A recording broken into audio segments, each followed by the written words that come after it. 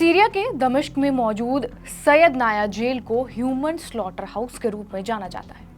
यानी इन जेलों को सीरिया का कसाई खाना भी कहा जाता है। जैसे ही बशर अल असद देश से भागे, वैसे ही हयात तहरीर अल शाम यानी कि HTS ने इन कैदियों को रिहा कर दिया जो इस जेल में रह रहे थे। उन्होंने 2011 में विरोध प्रदर्शनों की शुरुआत के बाद से असद द्वारा हिरासत में लिए गए राजनीतिक कैदियों को आजाद करने के लिए जेलों के ताले तोड़ दिए।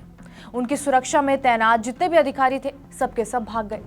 अब माना यह भी जा रहा है कि जेल से आजाद किए गए लोगों में वो भी शामिल हैं जिनके बारे में ये कहा जाता था कि वो गायब हो चुके हैं। इसमें करीब 1 लाख कैदी थे, जिसमें बच्चे भी शामिल हैं। इन जेलों में अंडरग्राउंड मानव बूचड़ खाना यानी कि अंडरग्राउंड ह्यूमन स्लॉटर हाउस भी मिला है, जिसका इस्तेमाल कैदियों की जान लेने में किया जाता था। दावा है कि असद ने लगभग 1,10,000 विरोधियों को इसी जेल में मार डाला।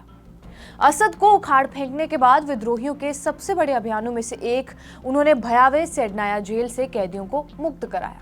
पिछले कुछ दशकों में यह जेल असद के अत्याचारी शासन का अड्डा था। द सन की रिपोर्ट की माने तो विद्रोहियों ने देश पर कब्जे के बाद असद की इस जेल में एक विशाल आयरन प्रेस पाया। इसका इस्तेमाल कैदियों को कुचलकर मारने या फिर मारने के बाद कुचलने में किया जाता था। इस मशीन को आयरन एग्जीक्यूशन प्रेस कहा जाता है।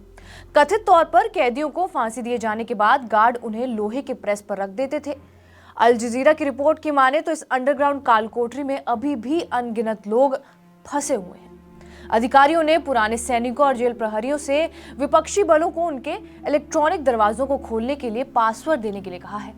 CCTVs के मुताबिक दावा यह किया जा रहा है कि इन कालकोठरी में अभी भी हजारों बंदी हैं और सीरियाई शासन ने विरोधियों को दंड देने के लिए कई सारी तकनीकों का इस्तेमाल किया है। वो बंदियों को कोड़े मारते थे, उनकी नींद हराम कर देते थे और उन्हें बिजली के झटके देते थे। महिलाओं और पुरुषों को नियमित रूप से नग्न किया जाता था, उनकी आंखों पर पट्टी बांधी जाती थी और यहाँ तक कि उनका बलात्कार भी किया जाता था। इसके अलावा सीरिया में 3 विशेष यातना विधियां कुख्यात हो गई थी, जिसमें बंदी की पीठ पर सचमुच वार कर दिया जाता था।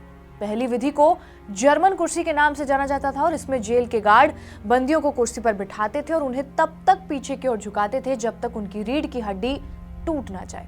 दूसरी विधि को फ्लाइंग कारपेट कहा जाता था।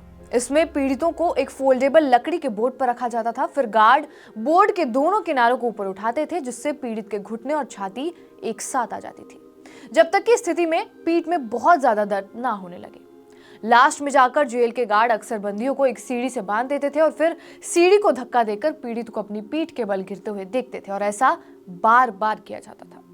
दरअसल ऐसा होता था कि कोई भी शासन के बारे में आलोचनात्मक टिप्पणी करता था तो उसे उसी कालकोठरी में गायब होने का जोखिम उठाना पड़ता था। बहरहाल, आपका इस वीडियो पर क्या कुछ कहना है हमें कमेंट करके जरूर बताएं। बाकी देश और दुनिया की तमाम बड़ी खबरों से अपडेटेड रहने के लिए सब्सक्राइब करिए TVNet डिजिटल।